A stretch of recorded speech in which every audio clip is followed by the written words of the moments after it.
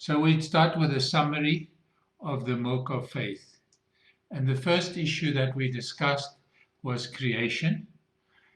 And there we read this. Then Elohim said, let us make humankind in our image, in the likeness of ourselves, and let them rule over the fish in the sea, the birds in the air, the animals, and over all the earth, and over every crawling creature that crawls on the earth. So Elohim created humankind in his own image. In the image of Elohim, he created him, male and female, he created them. So when we discussed this the first time, we said that what this means is that he created man spiritually in the first instance, but also to rule over the fish in the sea, the birds in the air, the animals, and over the earth. So that means that it implies that he created them physically as well, because God does not have a form or image, and therefore he created man without form or image. And then that means that he created man physically as well. So we are created as spiritual beings in the first place. Then Yudevave Elohim formed a person from the dust of the ground, and the words are Adam and Adama, and breathed into his nostrils the breath of life, so that he became a living being. And we identified this a little bit further because the breath of life of which scriptures speak in the Hebrew is neshama, and neshama is breath, and the Ruach HaKodesh can also, or the Holy Spirit, can also be considered the breath of God. It is God himself. So then it means that the breath of life that was blown into man was God himself. And that made the Adam to be a living being, and the Hebrew words are nefesh chai. Nefesh is the life of an animal, so it means that what happened when the chai was blown, when the nefesh became a nefesh chai, he became a living life, because the nefesh is a life of an animal.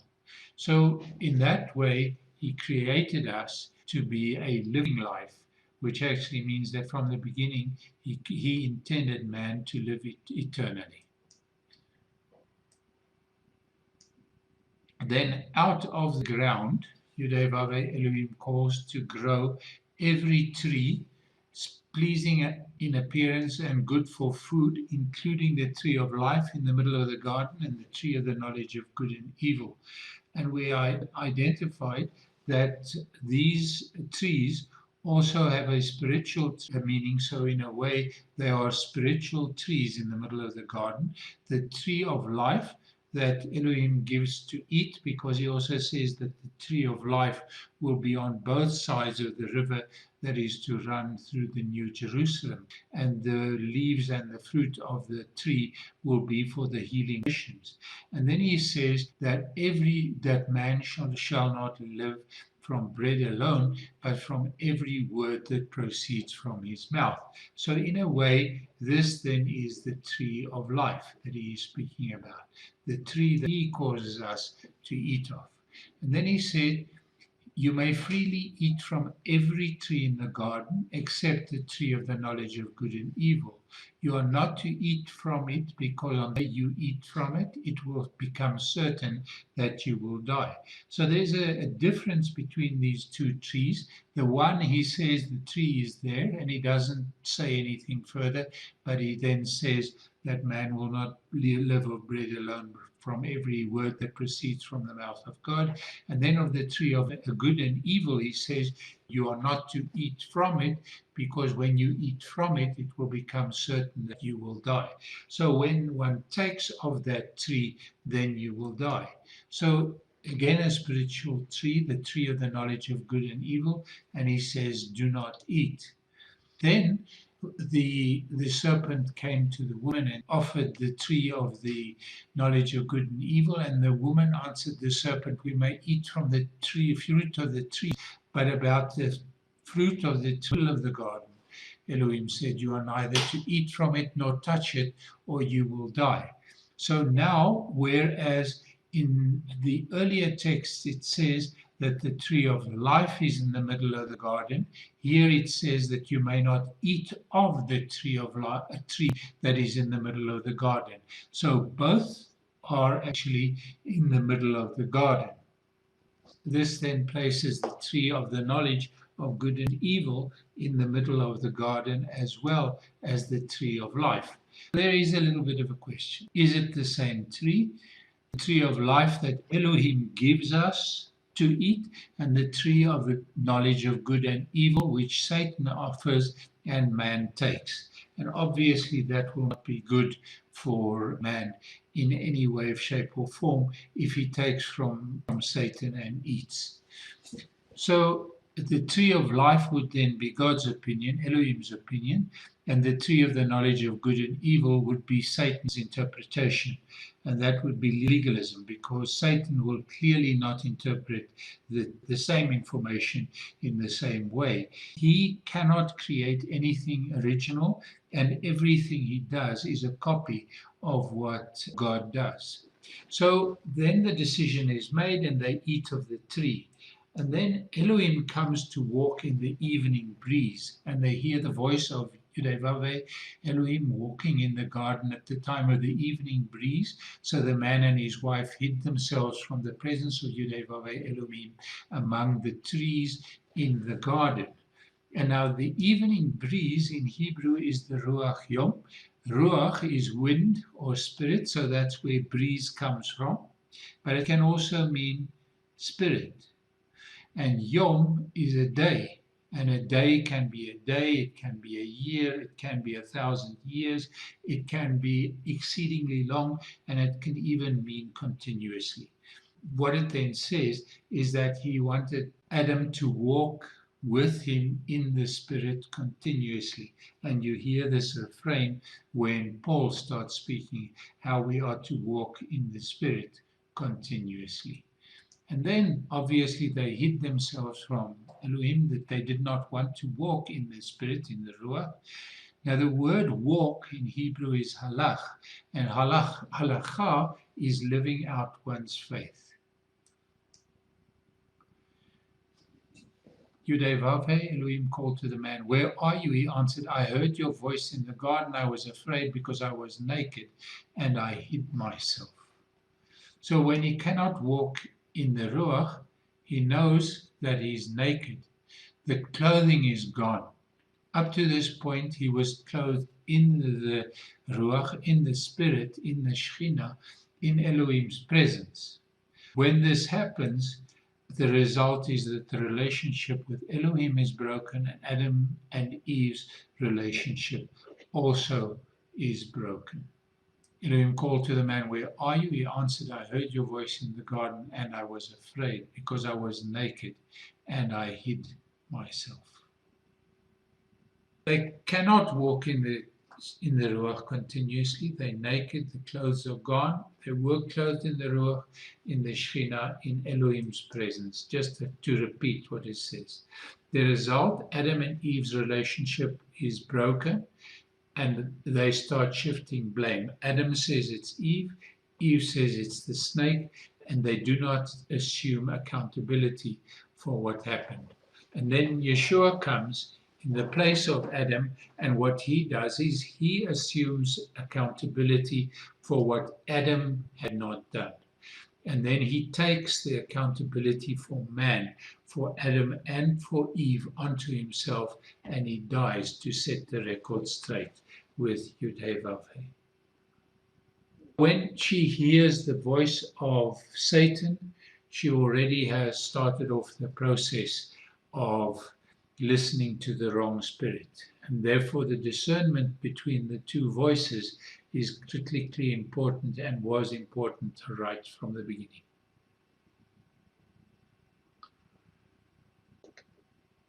Veli, I would love to ask you, what would your answer be? Because Eve was blaming Adam, Adam was blaming Eve. Yes. So either of them, they did not want to take responsibility. Yeah. What really was happening in their minds or hearts when they were not wanting to take responsibility maybe for not hearing or heeding his word. You see, Adam was the first to be asked. And Adam was the leader. He was the husband. And he was supposed to have warned Eve. And when he didn't warn Eve, the whole problem started. Because he should have warned Eve and he should have turned around to God and said, Eve has eaten, I have not, but put the blame for what she has done onto me, the same as Moses did when Israel sinned. He said, take my life, do not take their lives. And then God said, I will take the life of those who are guilty. Then Abram, what should we say about Abram, our forefather, obtained by his own efforts? For if Abram came to be considered righteous by Elohim because of legalistic observances, then he has something to boast about. But this is not how it is before Elohim. For what does the Tanach say? Avram put his trust in Elohim and it was credited to his account as righteousness. So now the account of someone who is working is credited not on the ground of grace, but on the ground of what is owed him. However, in the case of one who is not working, but rather is trusting in him who makes ungodly people righteous, his trust is credited to him as righteousness. Now, trust in this concept is the same as faith. So he trusted God, which means that he heard the voice of God, he obeyed it, and it was credited to him as righteousness. And we see this for the first time in Scripture when we see the calling of Avram, when Yudevave says to him, get yourself out of your country, away from your kinsmen, away from your father's house, and go to the land that I will show you. I will make you a great nation, I will bless you, and I will make your name great, and you are to be a blessing. I will bless those who bless you, but I will curse anyone who curses you, and by you all the families of the earth will be blessed. So Avram went as Yudevave had said to him, and Lot went with him. Avram was 75 years old when he left Haran. So Yudevave said to Avram, and Avram went. So he did as the Lord had told him to do. He heard the voice, he obeyed it, and it was counted to him as righteousness. This accords with the Tanach, where it says, I have appointed you to be a father to many nations.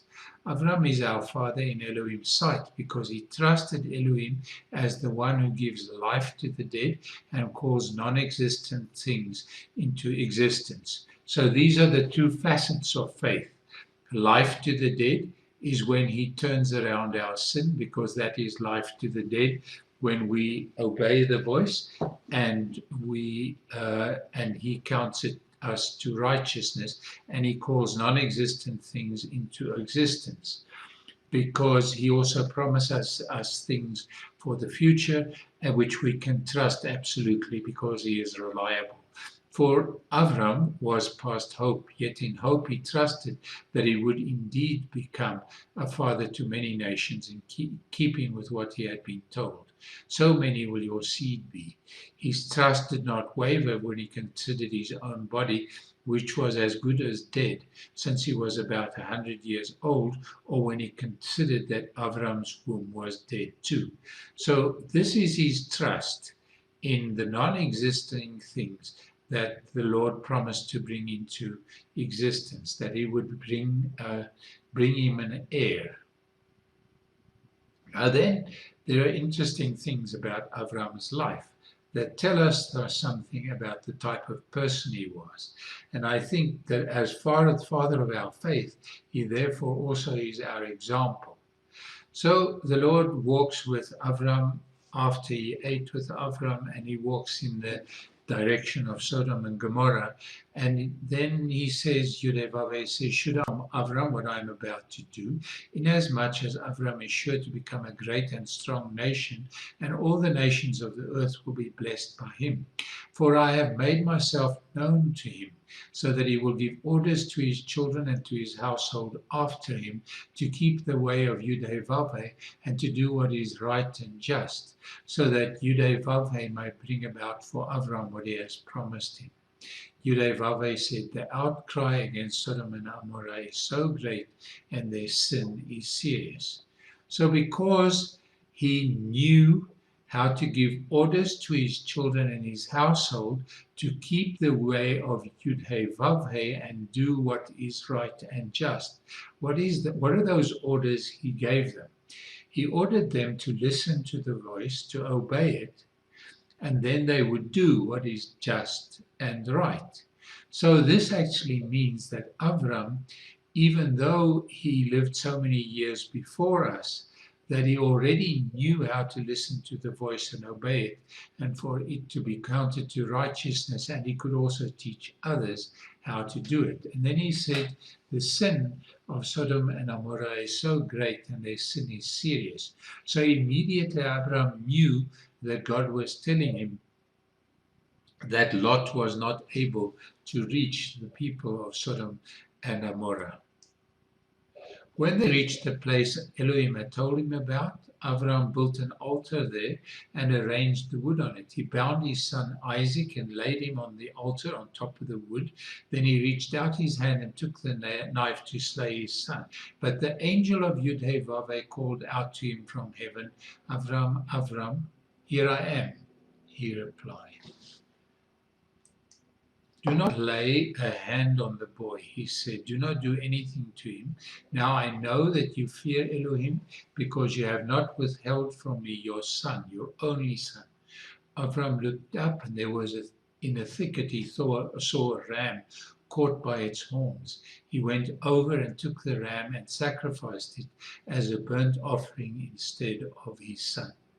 Now when Avram went to bring the sacrifice, his son asked him, where is the animal?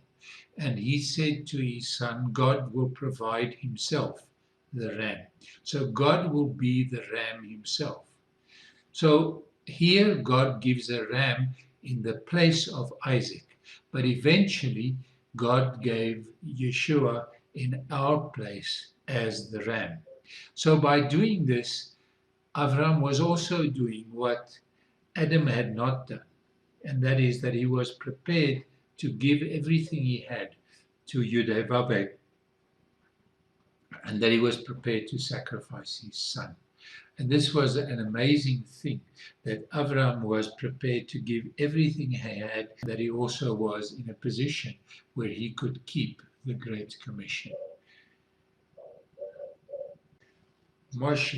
Moses. Now Moshe was tending the sheep of Yithro, his father-in-law, the priest of Midian. Leading the flock to the far side of the desert, he came to the mountain of Elohim, to Horeb.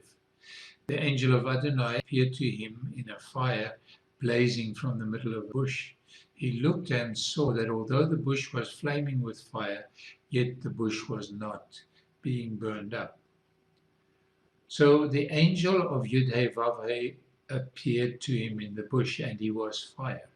But because the angel of Yudhevavhe, who is Yeshua, was sinless, the fire could not consume him. And therefore the bush also was not consumed, because it was a sign of the sinless God who was present.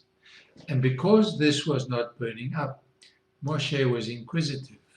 And he said, I'm going over and see this amazing sight and find out why the bush isn't being burned up. When Adonai saw that he had gone over to see, Elohim called to him from the middle of the bush. Moshe, Moshe answered, here I am. The great I am, Yud-Heh-Vav-Heh, Adonai, calls Moshe. And this Yud-Heh-Vav-Heh is I am. And then Moshe answers and he says, I am. So he is actually countering by saying to Yud-Heh-Vav-Heh, I am. And the I am that Moshe then becomes is the same as this I am, Yud-Heh-Vav-Heh, because Yud-Heh-Vav-Heh starts living in Moshe as the Spirit, and therefore he could hear the voice of the Spirit and obey it. Then, when they are at the sea and they're caught between the two horns of the Red Sea, and Pharaoh is chasing behind them, Moshe says, Adonai will do battle for you. Just calm yourselves down. Adonai asked Moshe, why are you crying to me? Tell the people of Israel to go forward. Lift your staff, reach out with your hand over the sea and divide it in two. The people of Israel would advance into the sea on dry ground. So they're totally caught. And on a natural base, they should not be able to escape at all. But also understand that if the Lord did not bring Israel into this impossible position, there would be no way of killing the Egyptians, because if they were to go on dry land directly from Egypt to Israel, because the Suez Canal was not yet there, and therefore they could go on dry ground. But then they moved south from there to between the two horns of the Red Sea. And then he lifted up his hand and he opened up the sea. So this Moshe, just listening to the voice, actually created a way for Israel to be saved, and also for the Egyptians to be killed. As for me, I will make the Egyptians hard-hearted, and they will march in after them. Thus I will win glory for myself at the expense of Pharaoh and all his army, chariots, and cavalry. Then the Egyptians will realize that I am Yud-Heh-Vav-Heh, when I have won myself glory at the expense of Pharaoh, his chariots, and his cavalry. So just simply go through here, and then he killed the Egyptians by closing down the sea after Israel. Moses listens to the voice and he does it. And then at Meribah, he had been tested by Israel continuously. And here it became too much for him. Yud-Heh-Vav-Heh said to him, take the staff, assemble the community, you and Aaron, your brother, and before their eyes tell the rock to produce its water. You will bring them water out of the rock and thus enable the community and their livestock to drink. Moshe took the staff from the presence of Adonai as he had ordered him. But after Moshe and Aaron had assembled the community in front of the rock, he said to them, listen here, you rebels. Are we supposed to bring you water from this rock? And here he starts off, and clearly he's not listening to the Father, because it is not he that brings water from the rock. It is the Father who brings water from the rock. And then Moshe raised his hand and hit the rock twice with his staff. Water flowed out in abundance, and the community and their flock drank. So he hits the rock in disobedience to Yud-Heh-Vav-Heh. The previous time Yud-Heh-Vav-Heh had told him to hit this rock. This time he told him to speak to the rock, and he hit it. So this was the beginning of Moshe's problems, so that he did not allow them to go into the land.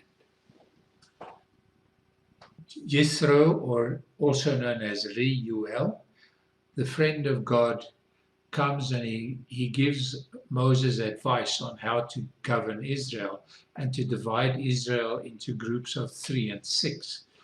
One leader over 2 and one leader over 5. And then he says to Moses, after he has given this advice, he says, if you do this, and God is directing you to do it. So I'm telling you, I think this is what you should do. If God also tells you to do it, you will be able to endure. And all these people too will arrive at their destination peacefully. Moshe paid attention to his father-in-law's counsel and did everything he said. He actually chose people, and then he started governing Israel, not only on his own, but other competent people. Moshe chose competent men from all Israel and made them heads over the people, in charge of thousands, hundreds, fifties, and tens. As a general rule, they settled the people's disputes. The difficult cases they brought to Moshe, but every simple matter they decided for themselves. So it means that in these small groups, all of these problems that arose in Israel were settled, and it was not necessary to bring it to Moses. Obviously, there for the very lowest level, there were problems, but they just took it to the next level. And therefore, a lot of the cases never came to Moses because they often found a reason to solve their problems. Israel fears the voice. All the people experienced the thunder, the lightning, and the sound of the shofar and the mountain smoking. When the people saw it, they trembled. Standing at a distance, they said to Moshe, "You speak with us, and we will listen. But don't let Elohim speak with us, or we will die." So they experienced this mighty voice. And because of that, they didn't want to listen to the voice. And they said, "Don't speak to us because we will die." So they feared God and did not want to listen to the voice. But God wanted them to hear the voice and obey it. And Moshe answered the people, "Don't be afraid, because God has come only to test you and make you fear him, so that you won't commit sins. You won't commit sins so that you will hear the voice, obey it, and it will be counted to you as righteousness." Then they said that they don't want to speak to God directly, but that God had to speak to them through Moshe. So the people stood at a distance, but Moshe approached the thick darkness where Elohim was. Then, when he came down from the mountain, already they had not listened to the voice, they had not learned to listen to the voice, and wanted Moshe to speak to him. He had disappeared into the fire at the top of the mountain. They thought he was dead, and they wanted other gods. When the people saw that Moshe was taking a long time to come down from the mountain, they gathered around Aaron and said to him, "Get busy and make us gods to go ahead of us, because this Moshe, the man that brought us up from the land of Egypt, we don't know what has become of him." Aaron said to them, "Have your wives, sons, and daughters strip off their gold earrings and bring them to me." He says, strip off the earrings.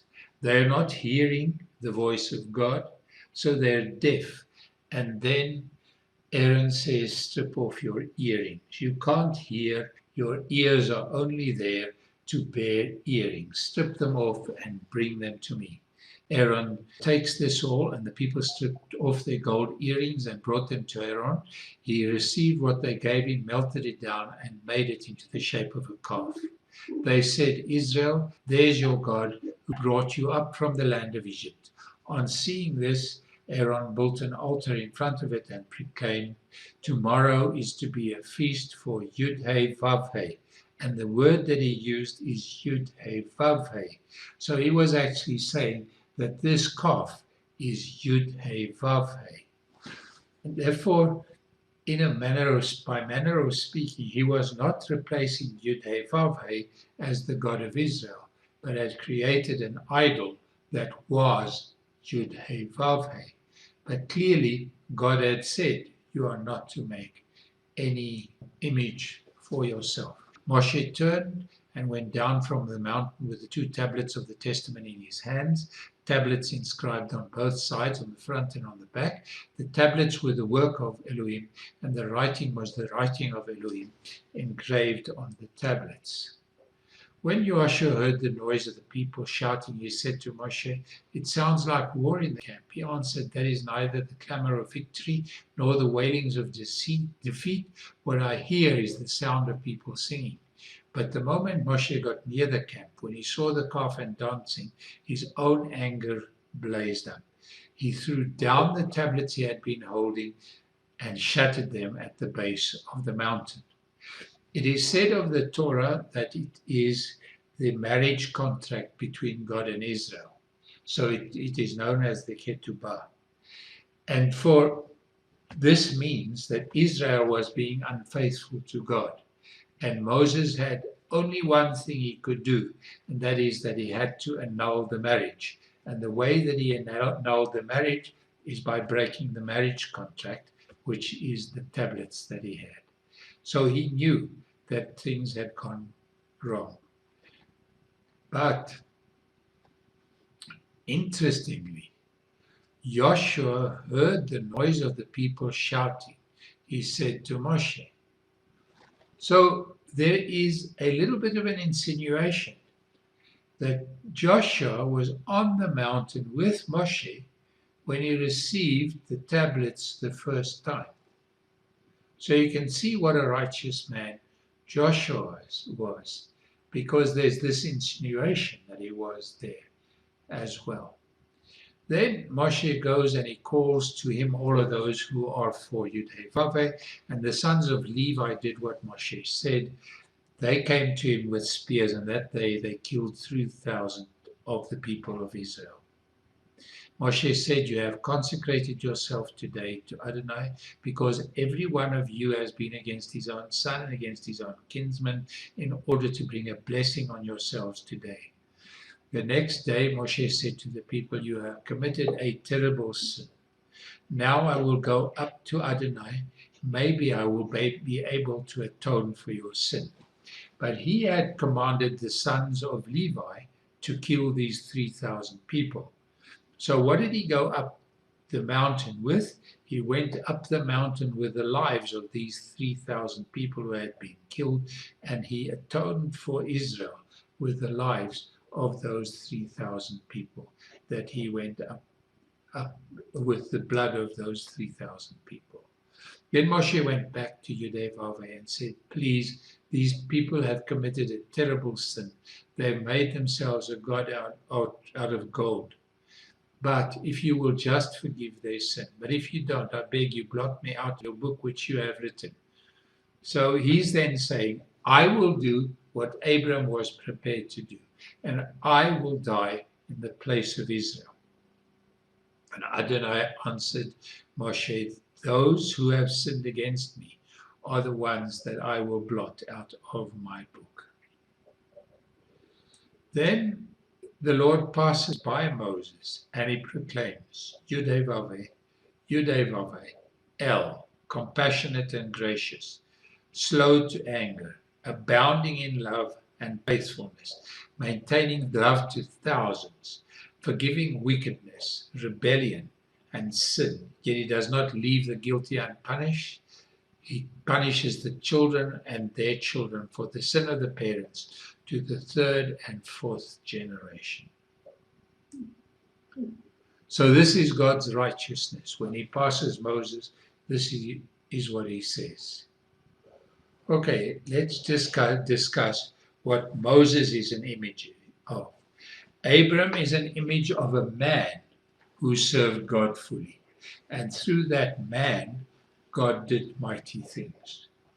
Moses is a man who served God fully, but he also was a leader who served God fully.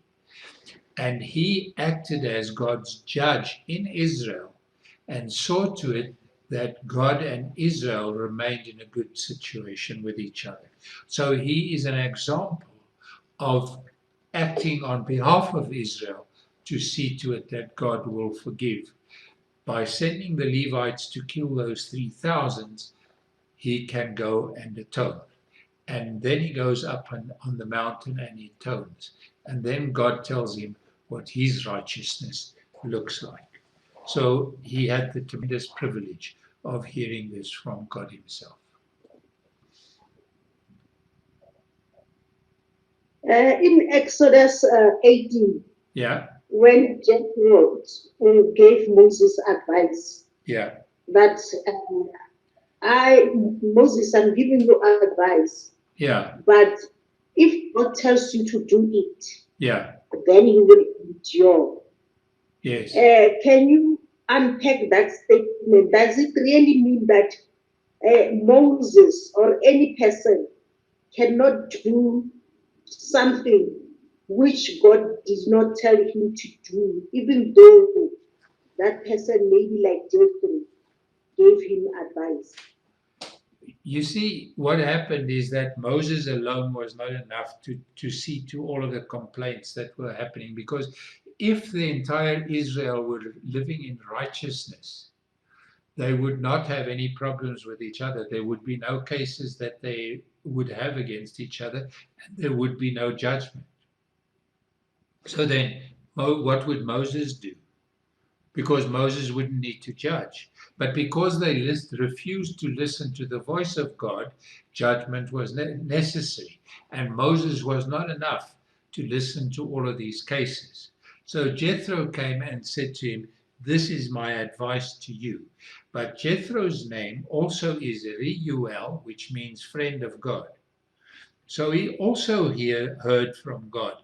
And what he heard from God is, give advice to your son-in-law and tell your son-in-law this is what he is to do. He is to divide the entire Israel into groups of 3 and 6, because there's a leader over 1,000 and a leader over 100. But then in another place we read of a leader over 500. So there was a leader over 1,000, leader over 500, and a leader over 100. So one leader over 1,000 is a leader over 2 leaders over 500, and a leader over 500 is a leader over 5 leaders over 100. You see? And then it repeats itself. Then a leader over 100 is a leader over 2 leaders over 50, and the leader over 50 is a leader over 5 leaders over 10. So you see that just repeats.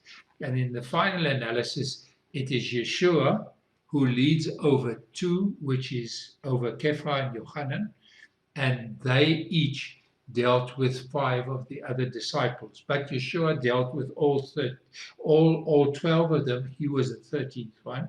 He dealt with Peter and John mainly, and Peter and John then also dealt with the other 2 groups of 5 each, I'm very sure, because this is what the pattern looks like. So that means that the entire leadership of Israel was never in a group bigger than 6 people. It was always 3 people, 6 people, 3 people, 6 people. 1 over 2 and 2 over 5 each. And lastly, my other question, Aaron, when Moshe was at the mountain, Yes, here are the people, they start grumbling. yeah, And then he says that it is because of your ears cannot hear. He takes off their earrings and start to make an idol. yes. And when Moses comes back, so now my question here is that, was Aaron considerate of the leadership of Moses, or was he wanting to be an equal to Moses in the leadership? I think that he was also concerned that Moses was not going to return, because you see, Moses entered the thick darkness at the top of the mountain, and the scripture says that there was fire there. So Moses entered into the fire. So everyone thought he was dead. And I think Aaron also thought he was dead. But Aaron knew that the one who had led them out of Egypt was Yud-Heh-Vav-Heh. And therefore he says, tomorrow we will have a feast for Yud-Heh-Vav-Heh. So he was saying that this calf that he has made is Yud-Heh-Vav-Heh. But Israel said to him that that they wanted other gods. But he was not really allowing them to take another God, because he said that God was Yud-Heh-Vav-Heh. We're going to talk about entering the rest. Therefore, as Ruach HaKodesh says, today, if you hear Elohim's voice, don't harden your hearts as they did in the bitter quarrel on that day in the wilderness when you put Elohim to the test. Yes, your fathers put me to the test. They challenged me and they saw my work for 40 years. So what he's actually implying here is you didn't listen to my voice in the desert. And that is why you fell in the desert, because they refused to hear the voice of God. Then they heard the voice of God. When they heard the voice of God, they said it was too loud, but God was just warning them that he is a mighty God, and that for that reason, they had to be very careful to hear that silent voice correctly, but they refused.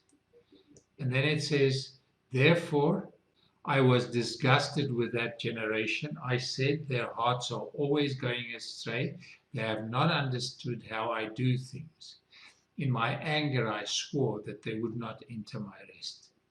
He was actually saying their hearts are always going astray. They don't understand that the way that I work is I talk to them, that they should obey me, and that it will be counted to them as righteousness. Then he says, watch out, brothers, that none of you will be, that there will not be in any one of you an evil heart lacking trust. So he's saying that if we lack trust, we don't trust God, that which would cause you to apostatize from the living Elohim. Instead, keep exhorting each other every day as long as it is called today, so that none of you will become hardened by the deceit of sin. So he's saying you just simply cannot afford to listen to any other voice. You have to listen to the voice of God. It's the only way to survive. And with whom was Elohim disgusted for 40 years? Those who sinned, yes, they fell dead in the wilderness. And to whom was it that he swore that they would not enter his rest? Those who were disobedient. So we see that they were unable to enter because of a lack of trust. So again, it says they fell dead because they refused to hear the voice, and that also is the reason that they could not enter the rest. Therefore, let us be terrified of the possibility that even though the promise of entering his rest remains, any of you might be judged for having fallen short of it. For good news has also been proclaimed to us, just as it was to them. But the message they heard didn't do them any good because those who heard it did not combine it with trust. So they heard the voice, but they did not trust the voice, and therefore it was not counted to them as righteousness because they disobeyed that voice. So the good news is that we can hear the voice, that we can obey it, and that he will count it to us as righteousness. So the good news that was proclaimed to them has also been proclaimed to us. So that good news that comes through the Spirit living in us already was applicable to them in the desert, according to Paul. If they had listened to the voice, it would have been counted to them as righteousness, and they would have been saved. Because they did not, they were not saved, and they fell in the desert. For it is we who have trusted who enter the rest. It is just as he said, and in my anger I swore that they would not enter my rest. He swore this, even though his works have been in existence since the founding of the universe. For there is a place where it is said concerning the seventh day, and Elohim rested on the seventh day from all his works. And once more, our text says, they will not enter my rest. So he entered his rest, and he stopped from the works that he had done to create, and he put his laws into the universe that made it possible for the universe to continue. And therefore he is sustaining the universe through his laws that apply to it and with which it continues to exist. For it is we who have trusted who entered the rest. It is just as he said, in my anger I swore that they would not enter my rest. He swore this, even though his works have been in existence since the founding of the universe. For there is a place where it is said concerning the seventh day, and Elohim rested on the seventh day from all his works. And once more, our present text says, they will not enter my rest. So this Shabbat keeping is critically important. We need to hear the voice and we need to obey it. And when? Today. Actually, today means now. It means minute by minute. When we hear the voice, we must obey it, and it will be counted to us as righteousness for every day. For if Joshua had given them rest, Elohim would not have spoken of another day. So there remains a Shabbat keeping for Elohim's people. For the one who has entered Elohim's rest has also rested from his own work, as Elohim did from his. And this is actually saying that we need to rest from our own work. So we do not need to work out how we must do our work. We must know the laws that apply to our work, and he will remind us of those laws as we continue, and he will count it to us as righteousness. So we will be able to do as he wants, even in our daily life. I am astounded that you are so quick to remove yourselves from me in Galatians, because this is a critically important thing, that we are to enter the rest hearing the voice of the Spirit. I am astounded that you are so quick to remove yourselves from me, the one who called you by the Messiah's grace, and turn to some other supposedly good news, which is not good news at all. What is really happening is that certain people are pestering you and trying to pervert the genuine good news of the Messiah, because they're telling you to get yourself circumcised and to keep the whole Torah, because that is what this was about. But even we, or for that matter, an angel from heaven, were to announce to you some so-called good news contrary to the good news we did announce to you, let him be under a curse forever. We said it before, and I say it again. If anyone announces good news contrary to what you received, let him be under a curse forever. There is no other good news. The good news is that God has given his Spirit to live in us, and his Spirit in us leads us to deal with our sin and our unrighteousness, and therefore we cannot earn anything, because it is him dealing with our sin and our unrighteousness in us. Then Paul went to check out whether this message that he was preaching was correct. And he said, 14 years after I again went up to Jerusalem, this time with Barnabas, and I took with me Titus. I went up in obedience to a revelation, and I explained to them the good news as I proclaim it among the Gentiles, but privately to the acknowledged leaders. I did this out of concern that my current or previous work might have been in vain, but they didn't force my Gentile companion Titus to undergo Brit Milah. So Paul was concerned about the message that he was preaching, and he went to check whether this message was correct. And therefore he went to Jerusalem, and he took someone with him who had not been circumcised. John and Peter clearly knew that he had not been circumcised, and they did not insist. So that means that they did not insist that he needed to keep the whole Torah and be circumcised. What the Messiah has freed us for is freedom. Therefore, stand firm. Don't let yourselves be tied up again to a yoke of slavery. Mark my words. I will tell you that if you undergo Brit Milah, the Messiah will be of no advantage to you at all. Again, I warn you, any man who undergoes Brit Milah or circumcision is obligated to observe the entire Torah. So that means that if you're circumcised, you have to keep the whole Torah. Now, obviously, he and all the other leaders were circumcised. So he was saying there is a differentiation between the nations and Israel. Therefore, and then after this meeting in Acts, Jacob, or also known as James, says, therefore, my opinion is that we should not put obstacles in the way of the goyim in the nations who are turning to Elohim. Instead, we should write to them a letter telling them to abstain from things polluted by idols, idolatry, fornication. The opposite of fornication is absolute reliability. What is strangled, and what is strangled is not clean to eat, and from blood, because blood stands for murder, and murder also is ignoring your brother, or calling him a fool, or gossiping about your brother. So he's saying that, and the opposite of blood and the opposite of murder is love.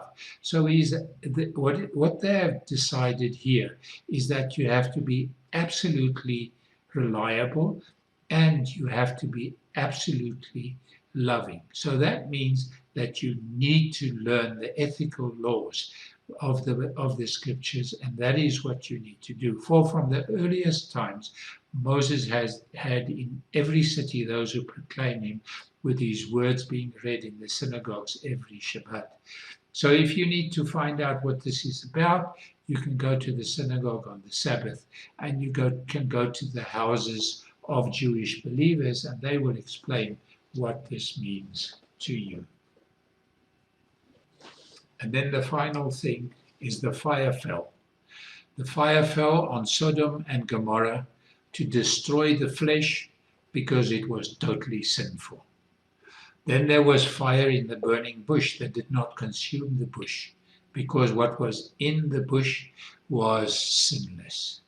Then the Torah was given on Sinai, and obviously it was meant to expose sin and consume the flesh. At the inauguration of the tabernacle, the fire fell on the altar and consumed the flesh. Korach and the 250 men opposed Moses and Aaron. Korach was swallowed by the earth, as the sacrifices are swallowed for the common people, and the leaders are swallowed by the priests, and the 250 men were consumed by the fire on the censers that they had with them. The banned items at Ai ended with Achan being burnt in fire, because the Lord said so. Gideon went to fetch unleavened bread and a lamb, which in a specific sense actually alludes to the Passover and therefore to Yeshua's execution, and the angel of Elohim makes it go up in fire. At the inauguration of the temple, fire falls on the temple altar and it consumes the flesh. When Elijah calls on the Lord, the fire falls out of heaven and consumes the flesh, but also the 12 stones that are a symbol of Israel. By consuming the 12 stones, God is saying that Israel's flesh will be consumed because they live in sin. And then on Shavuot, on Pentecost, fire falls on the head of the disciples. And that means that they start off with a process that consumes the flesh. Now, the last portion I want to deal with is about the heart of the gospel. After Yeshua had taken the wine, he said, "It is accomplished." Let his head droop, and he delivered up his spirit. And then we know that for while we were still helpless, at the right time, Messiah died on behalf of ungodly people. Now, it is a rare event when someone gives up his life, even for the sake of somebody righteous. Although possibly for a truly good person, one might have the courage to die. But Elohim demonstrates his own love for us in that the Messiah died on our behalf while we were still sinners. Therefore, since we have now come to be considered righteous by means of his bloody sacrificial death, how much more will we be delivered through him from the anger of God's judgment? 4. What the Torah could not do by itself, because it lacked the power to make the old nature cooperate, God did by sending his own Son as a human being with a nature like our own sinful one. God did this in order to deal with sin, and in so doing he executed the punishment against sin in human nature, so that the just requirement of the Torah might be fulfilled in us, who do not run our lives according to what the old nature wants, but according to what the Spirit wants. So this says that if we live as Spirit wants, that we will actually fulfill the righteous requirements of the law. For those who identify with their old nature set their minds on the things of the old nature, but those who identify with the Spirit set their minds on the things of the Spirit. Having one's mind controlled by the old nature is death, but having one's mind controlled by the Spirit is life and shalom. For the mind controlled by the old nature is hostile to God, because it does not submit itself to God's Torah. Indeed, it cannot. Yeshua answered him, if someone loves me, he will keep my word, and my Father will love him, and we will come to him and make our home with him. Someone who doesn't love me doesn't keep my words. And the word you are hearing is not my own, but that of the Father who sent me. I have told you these things while I'm still with you. But the Counselor, Ruach HaKodesh, whom the Father will send in my name, will teach you everything. That is, he will remind you of everything I have said to you.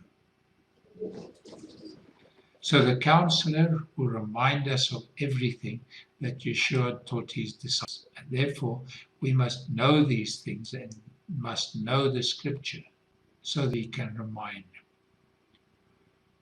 And Yeshua says, but I tell you the truth, it is to your advantage that I go away. For if I don't go away, the comforting Counselor will not come to you. However, if I do go, I will send him to you. When he comes, he will show that the world is wrong about sin, about righteousness, and about judgment, about sin, and that people don't dare trust in me. So when the Ruach shows us sin, we will put our trust in him, and then we will know what our sin is, because the world does not want to know about their sin. Of righteousness, because due to his righteousness, he is with the Father, and he prayed that we would be with him where he is. And therefore, we will be in the presence of the Father as well. And therefore, we will be able to live in righteousness and in about judgment, in that the ruler of this world has been judged, so that those who are not with him in righteousness will not see the Father. For the whole Torah is summed up in this one sentence: love your neighbor as yourself. But if you go on snapping at each other, tearing each other to pieces, watch out, and you will be destroyed by each other. What I'm saying is this: run your lives by the Spirit, then you will not do what your old nature wants. For the old nature wants what is contrary to the Spirit, and the Spirit wants what is contrary to the old nature. These oppose each other so that you find yourselves unable to carry out your good intentions. But if you are led by the Spirit, if you are not in subjection to the system that results from perverting the Torah into legalism. It's quite clear that he wants us to live controlled by the Spirit, and that this is what he died for, excepting for the fact that he died to pay for all sin. But he also died to pour out his Spirit, so that his Spirit can empower us to live the lives that the Lord wants us to live.